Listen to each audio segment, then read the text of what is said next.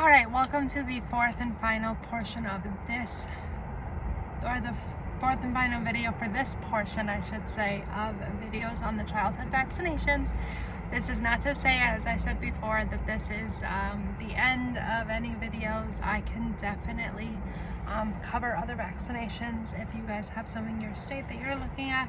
But again, I still encourage you to look at them yourselves as well, given the main resources that I've given you that can help. The vaccine inserts are major to me. Really looking at those, those kind of things.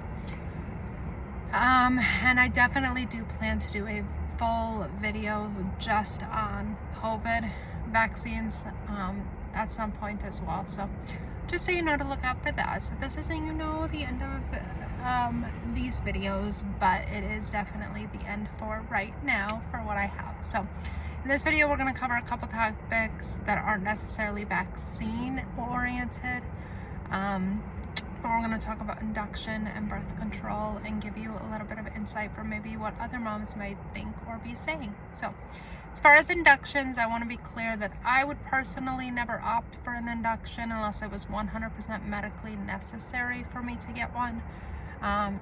If my kid wants to overbake, let them. Now, both of my children were born early. My daughter 2 weeks early, my son 4 to 5 weeks early, depending on how you look at it. And so that wasn't a concern for either of my children, whether or not they were going to need to be induced in any manner. They had to break my water both times, but with my daughter, I was dilated to 10 centimeters. My son, I believe, it was simply just because we had tons of issues with that pregnancy that they ended up breaking the water, but I was dilating and progressing. I was already in labor.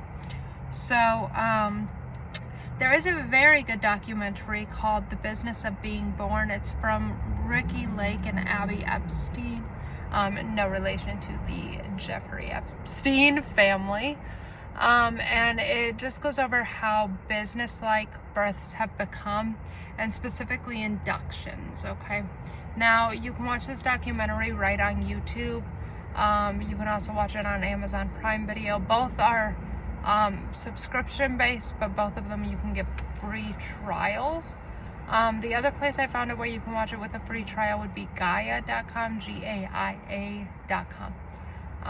So one study or article, okay, so just that documentary in general, you should watch it. It is very interesting when it comes to inductions, okay? One study or article, whatever you call it, from Walters Kluwer Health Incorporation in 2022 says that induction of labor in the United States has more than tripled since it first began to be recorded on certificates of live births in 1989.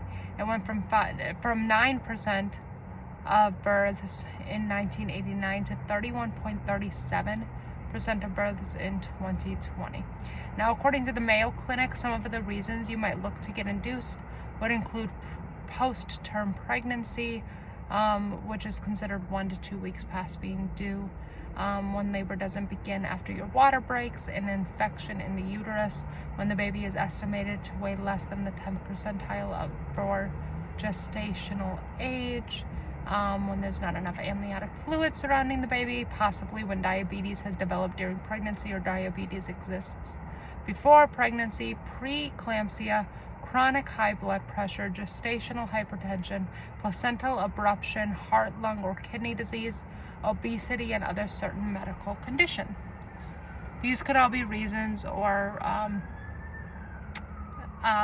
things that the doctor would look at induction for, okay? Pardon the sirens. Obviously, there are very real reasons to be induced, okay? Some of which were listed by the Mayo Clinic, as I just read. But if given the option, and especially if you are just overdue, I would avoid it. Let's talk about it.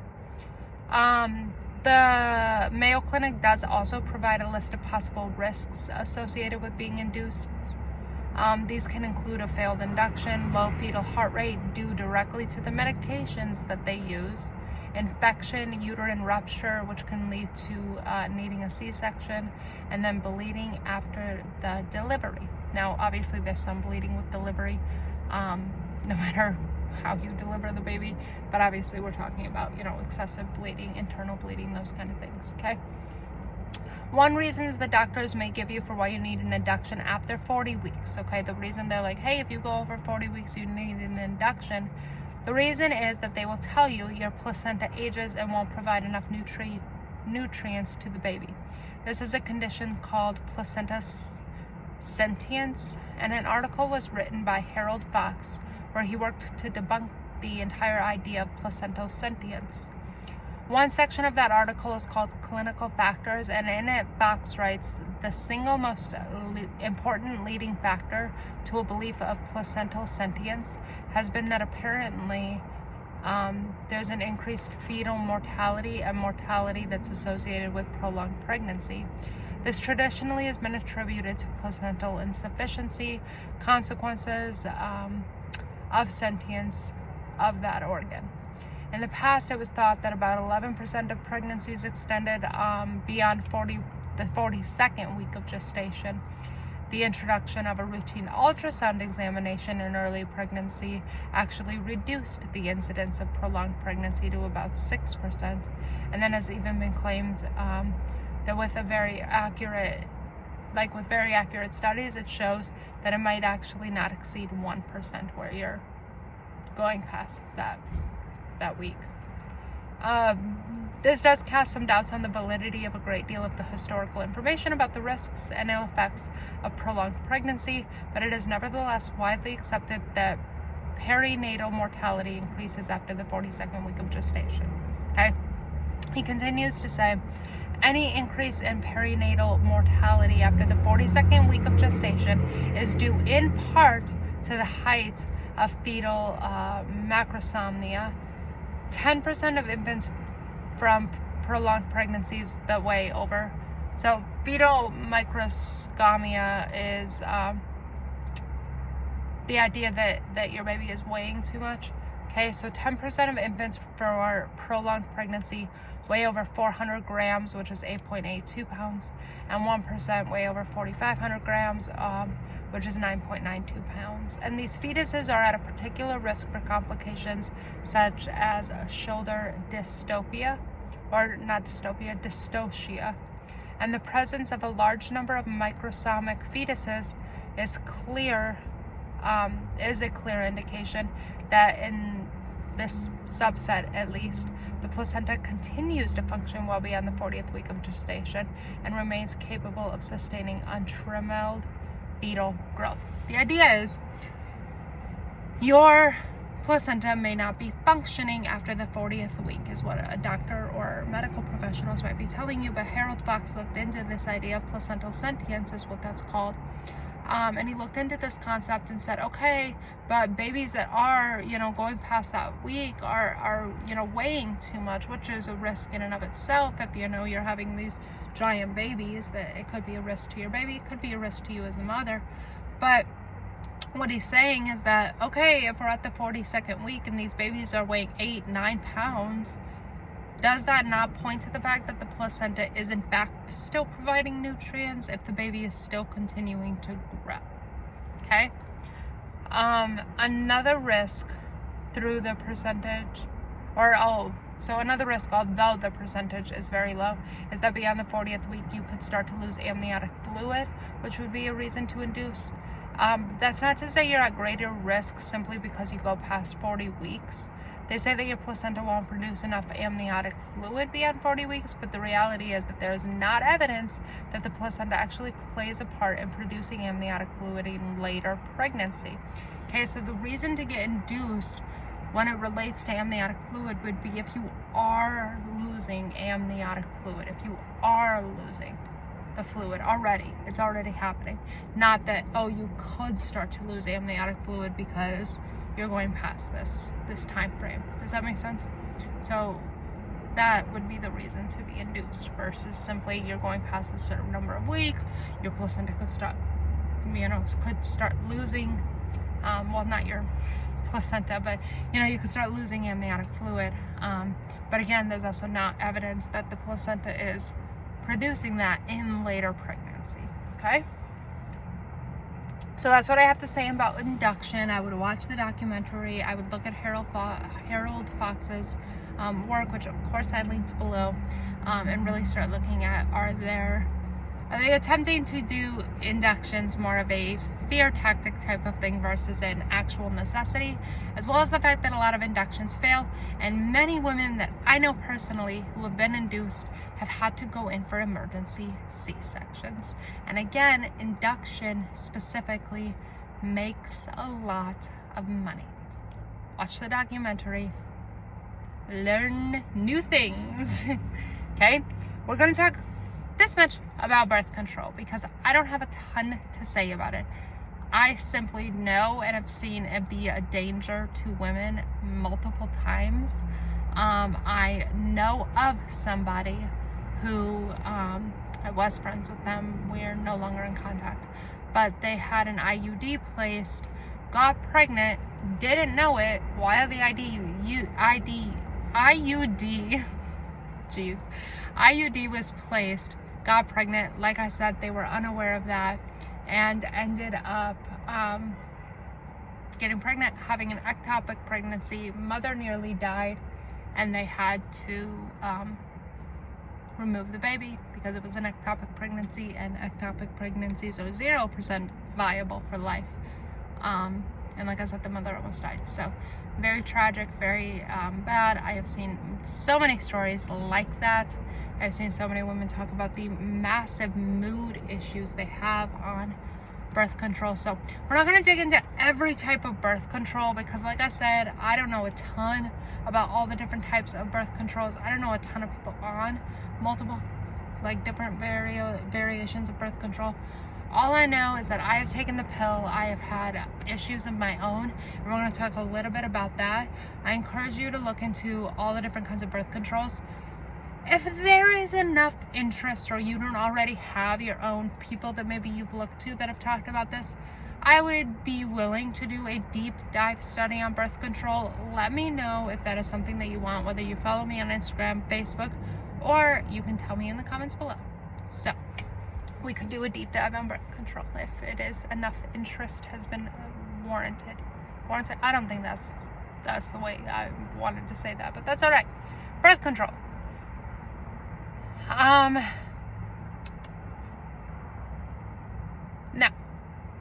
I just said what I put in my notes, but I already said it, so we don't need to read the note. My study on birth control is mainly uncomplicated, or my story, not my study, my story on birth control is primarily uncomplicated until about the last year. So I'm gonna tell you. So I was placed on birth control at the age of 19 due to multiple factors. A psychologist believed that it was best, a therapist that I was seeing. I actually don't necessarily disagree with that. It was a very interesting time in my life, okay? And to be just completely honest, I was a self-proclaimed hoe, okay? All right, so I was doing a lot of things, a lot of places, a lot of people, okay? There was a lot going on. And because of that, this therapist just thought not only a best for that purpose, but also just because there was no world where, had I brought a child into this earth, that would have been a good thing. At the stage of life that I was in, at the age that I was, no part of that would have been a good thing. So she believed it best for that, as well as I was diagnosed with borderline personality disorder and had a lot of mood disorder type of things that fell into that. PTSD, all kinds of things, okay? I was a big ball of mental problems, and birth control was needed, okay? Now, I was on birth control until I got married, and while I was married in 2020, so this would have been a while of being on birth control. That was a terrible description. But this was from about from like 2018 until 2021 that I was on birth control. Okay, so not a super long time compared to a lot of people, but about 3 years of being on birth control approximately. Now my husband and I got married in 2020. We met got engaged 2 months later, and got married 7 months after that, okay? Not a long time of knowing each other. Knew he was the one. Got married, stopped using birth control around like July, the year after we were married, so in 2021. Stopped using it around July, got pregnant, and we had our daughter in May, okay? So after approximately 3 years of being on birth control, I had no issues whatsoever. We got pregnant. Obviously, we weren't using birth control. At that time, my daughter was very much planned. Got pregnant, had her, okay? And then we had her in May of 2022. We started birth control 6 weeks later, so about the end of June of 2022, and we were on that until about February of 2023. We got pregnant with my son on purpose. Got pregnant with my son, had him in November. So all that time, approximately a 5-year time with breaks in there, approximately 5 years of being on birth control, no issues, no problems, not a single thing. When my son was born, we didn't start birth control again until February. He was born in November. We started it again, well, no, maybe the middle of January. We moved states. We moved from Minnesota to Oklahoma, and upon landing in Oklahoma in our car, we didn't fly, but upon entering the state, we went to a doctor. We were given this exact same type of birth control, but just a different brand. And so this was last year, 2024. And for 2024, I have never in my life had anything weird with my periods, ever. I have, and I know I am blessed. I am not bragging. I know women have problems with this. I am very blessed to say my period is so predictable. I could tell you approximately the minute my period will start. It is so consistent. I don't even have to track it. I do, but I don't need to. I can tell you when it is. It's a very consistent little friend of mine. So, very, very consistent. Never had a weird period in my life. Except for maybe like one. You know what I'm saying? Like, never weird. Started having these very odd periods. I would suddenly, last year, have 6 weeks in between a period, and then I was getting them every 10 days for months. So I was obviously like, I'm gonna die from blood loss if this doesn't chill out. And I waited because I wanted to kind of keep tracking it and make sure I had a consistent timeline for the doctor. Went in, let her know. She said, I want you detoxing. I do not want you taking birth control for 2 months. I looked at her and I said, I have a 1-year-old child. Are you sure? And she goes, yes, please detox 2 months. So it took us about 5 months to get pregnant with my daughter. About 5 to 6 months to get pregnant with my son. So I was like, if I get pregnant, I'm gonna kill this doctor, but let's try it. So we detoxed from the birth control. I'm not joking you. That first month, I got my period. Exactly 3 weeks is when my period starts, about the 28 day, whatever, cycle.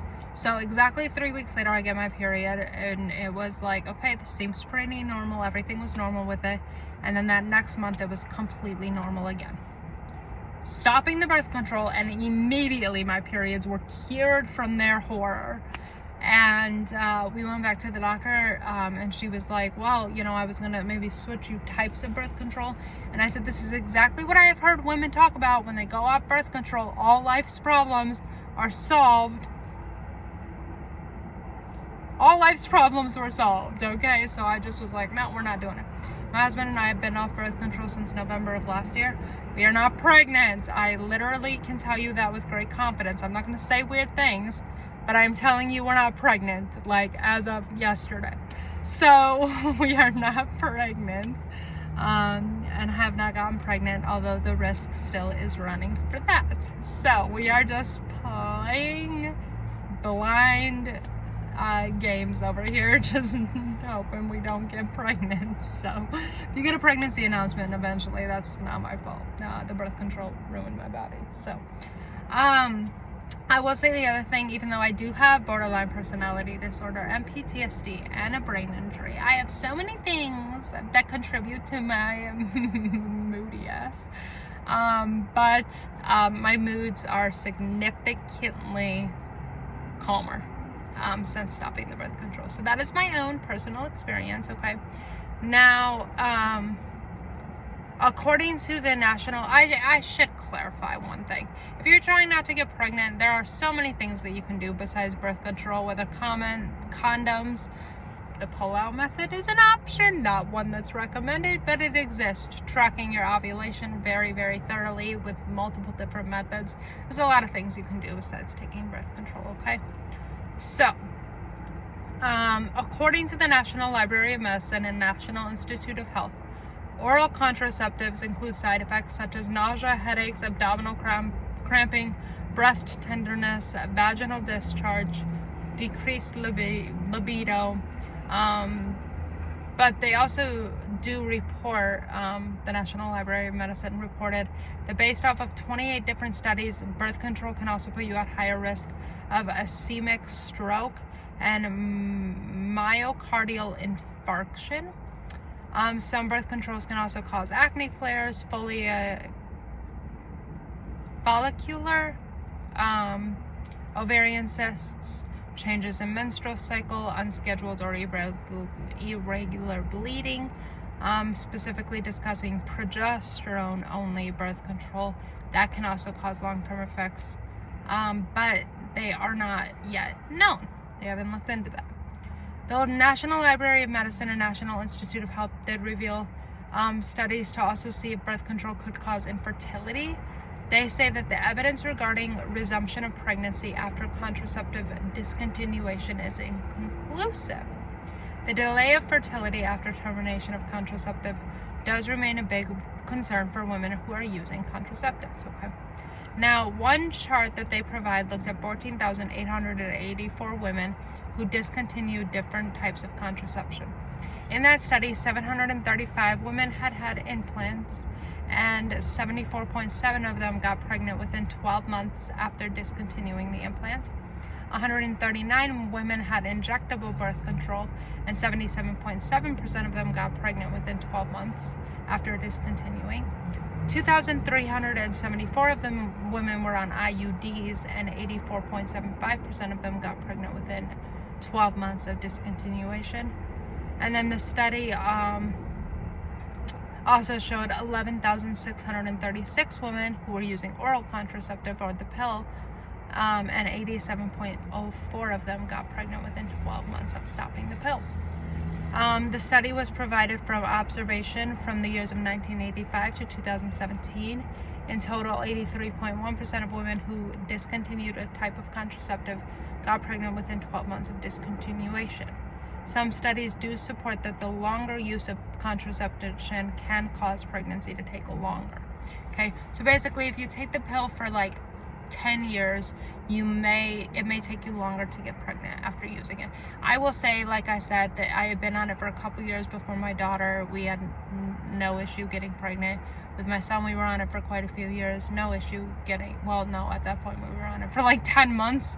No issue with him getting pregnant. So, 5 to 6 months in general, for each kid. So, and we've been off it now for, since November. How many months is that? Like 4?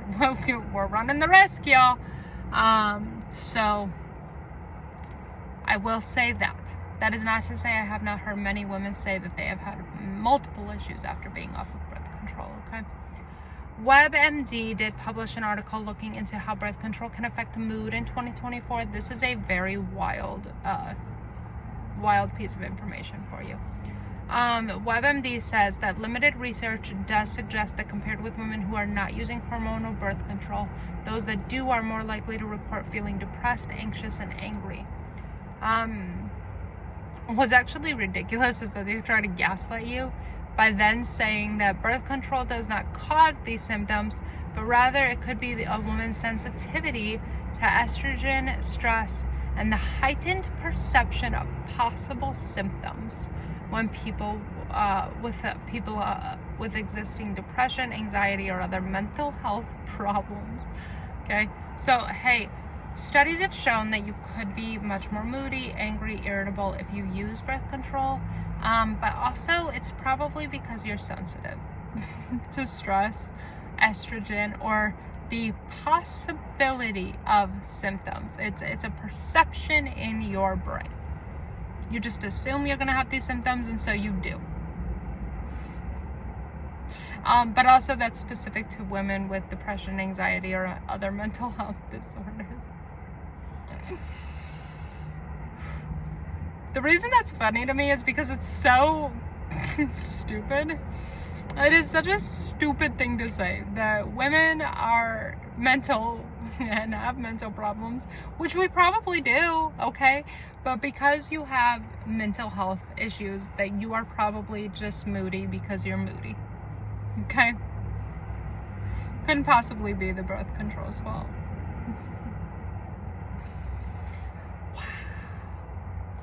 If that doesn't annoy you or make you frustrated, then I don't know why.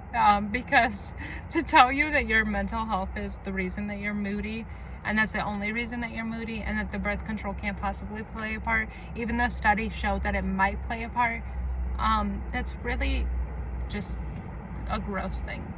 It's a gross thing to say. So to me, the risk of possibly not being able to get pregnant after ending contraceptives, which many women have talked about, okay, but that being paired with the astronomical gaslighting of the medical field when it comes to those who use birth control, it was enough for me to not want to use it anymore. But that also with the extreme symptoms that I was facing last year. I have experienced a much better ability to regulate my emotions since using the birth control. But my husband might argue that that's not true the week before my period. He says I'm very moody, which I find to be personally offensive, okay? So this is not to say that if you end using birth control that, you know, maybe you have irregular periods normally. It's not to say that ending birth control is going to solve all your problems. And here's the thing, I'm not fully against birth control as a general rule. I have family members who use it. So it's not to say that I'm completely against birth control, because I'm not. But I would never use anything besides the pill. I have heard far too many horror stories. But I also just simply, with my own experience, could no longer ignore the fact that the birth control was not doing anything for my body anymore besides ruining it. So that's my personal experience. That's my idea on birth control. Like I said, I can do a whole deep dive if you want, but that is something you'll have to let me know. The last thing we're going to talk about is what other moms' thoughts were, okay? So to conclude this portion, at least, of this study, I decided to talk to other moms who, to gather their thoughts regarding vaccinations, and I did get a variety of answers from moms who both vaccinated and moms who did not vaccinate their children. I did not give them any of the resources or thoughts from this study because I wanted their completely unbiased opinion, okay? When I asked if, and I think that I counted, yeah, there were 6 moms, okay? When I asked if they fully vaccinated or delayed the schedule, 1 out of the 6 mothers that I spoke with had not vaccinated their children at all. One other mom did vaccinate her child except for the flu and COVID vaccines. The 3 mothers I asked who were from older generations also did not do the COVID vaccines, given that obviously that wasn't a thing when they had children. Okay? When I asked if they did any research that brought them to their decisions, most of the moms argued that they did. The 3 mothers that I talked to that were from older generations said that they didn't really study them, given that that wasn't really something that they had access to because there wasn't, widespread internet, in the 80s. Not to give away their ages or anything, but even early 90s, there wasn't a lot of internet. The consensus during that time, they say, was just to trust your doctors. The mother who had not vaccinated her children studied the vaccines heavily and believed that the cons greatly outweighed the pros to vaccination. She also did not grow up being vaccinated and decided to do her own research before getting married to make that decision a little bit lighter on her. Her husband had also already decided against vaccinations before they got married. One mother said that nobody was doing research during that time because it was just so uncommon to not vaccinate your child. It wasn't a question. Okay? When I asked if any of their children had experienced side effects from the vaccines, one mother said her child cried a little bit. Another said that her children had high fevers. One child in particular, they decided to space out the vaccinations due to those high fevers. One mother who did fully vaccinate her child does state that her child was rarely sick and he is a very healthy human. One mother who fully vaccinated her child said that she no longer brings her children to the pediatrician for regular visits because she was vaccinating her children. Her 3-year-old started developing tics, such as twitching his head and blinking really hard. She was told that that was perfectly normal and her child would grow out of it. But the mother decided to detox the child from dyes, sugars, all the kinds of things. And after detoxing the child, by the time they were 8 years old, had fully recovered from having those tics that she now believes are directly linked to the vaccinations. When I was asked if they ever felt pressure for getting vaccines, most of the mothers said that they did not feel pressure regarding it. One mother who did not vaccinate her children said that they did try to push specifically the vitamin K shot when her first child was born, but because they knew she wasn't doing the vaccinations when she went in for the second child, they didn't push it much further. When I asked if any of them had been induced, one was induced but had to have an emergency C-section. Another was induced and had to be given Pitocin, okay, due to the fact that she was not progressing in labor. Another woman had tried induction with her first child when they were in that 40th week and 3 days, but had complications and had to have a C-section, and the other mother was induced at the hospital. When I asked what parents do with their children when they get sick, most of them bring them to the hospital or try at-home medications. But for the mom who specifically did not vaccinate her children, she just does a lot of homeopathic methods in order to help with sickness. She said that her kids don't get sick that often except for very common colds, although one of her children did develop RSV. But she went to the pediatrician. They wanted to load the child up with tons of antibiotics. But the mother just usually uses essential oils, diffusers, cough and congestion medications. And she also states that she puts onions in their socks to help with congestion. She also opted for tons of skin-to-skin to help with fever and some Tylenol, although the Tylenol was not working and actually made the fever last longer. Some of the symptoms from that RSV was that the child had stopped eating, had congestion and ear inflammation, and was dehydrated. The child was 2 months old at the time, and the hospital monitored the child for 3 nights. Not 3 months, 3 nights. They did opt to go for some antibiotics and a nebulizer in the hospital, okay, for that RSV situation. As for constipation, she says that typically blueberries and pears are what help, and she does take an occasional trip to the ER just to see if there's anything else that they can be doing. Okay? When I asked whether or not the mothers had circumcised their sons, most of them had circumcised in the hospital. One said that she had opted for circumcision because it was cleaner and there were no negative impacts. Another woman did state that she did not circumcise her child and planned to have a rabbi come and circumcise later. She did say that they were leaving this decision primarily to the husband and that they were not doing the vitamin K shot, which is similar to what we did, minus the fact that my son was born early, so it wasn't enough of a conversation with the doctor quite yet when he was born. So we did do the vitamin K shot, and I wish that we had not. But we did leave the decision to my husband as well. When I asked if there was anything that they would do differently and what their reasons for that were, 2 of the mothers simply stated no. One said that she would not, given, she wouldn't make any different choices given that she had not vaccinated her children. And another mother said that she would probably just research more. She doesn't trust the doctors as much now. And the other mom said that she really wished she would have known better. When asked if they've ever used birth control, most of them have stated that they had at some point. One mother says that they use the pull-out method, and another mother stated that they had been using birth control for a very long time before they had a hysterectomy later in life. The last question I asked is whether or not the mothers get nervous during disease outbreaks.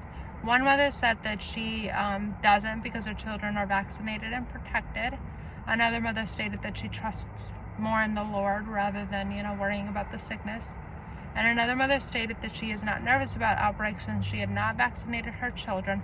However, when they are traveling or planning travel, there are times that she gets nervous because there are diseases in other countries that are not common or known in the United States that may or may not be concern for her children traveling there.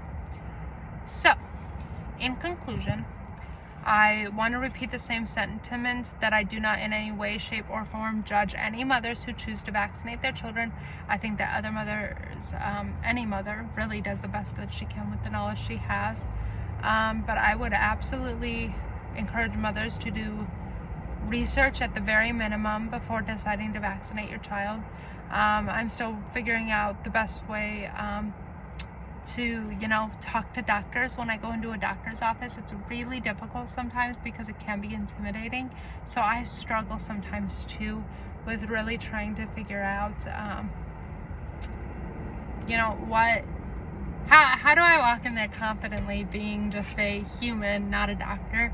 But I think that when you're able to prevent medical information from their own resources that they have, that they're just not giving you, I think that can give you a little more confidence. So I encourage you, if you choose not to vaccinate your children, to, have support, whether it's your mom, your husband, your mother-in-law, if you're close, your sister, your aunt, whoever, that you have in your life, to be able to present that information confidently and to back you up and support you when you go in, and especially if there are issues while you're giving birth, to be able to back you up in those decisions. So talk about that with your spouse, your partner, your mom, whatever.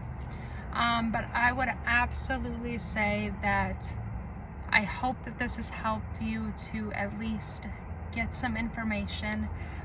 Like I said, for every one of these videos, the links are posted in the description below for you to go look at your own information, print them out, whatever you want to do. But I really, really hope that this has helped some mothers out there who have maybe been searching for information, and that this gives you at least somewhat of a concise area to gather that information. Like I said, if there's something you want to see, if there's other vaccinations, if you want to see a birth control deep dive, COVID deep dive, I know I'm going to do at some point here. But anything that you want to see, let me know. I would love to look into it and research it. It is one of my favorite things to do. And I don't know how to end this because I'm not like a YouTuber. So subscribe, like the video. Thanks. And I will see you soon.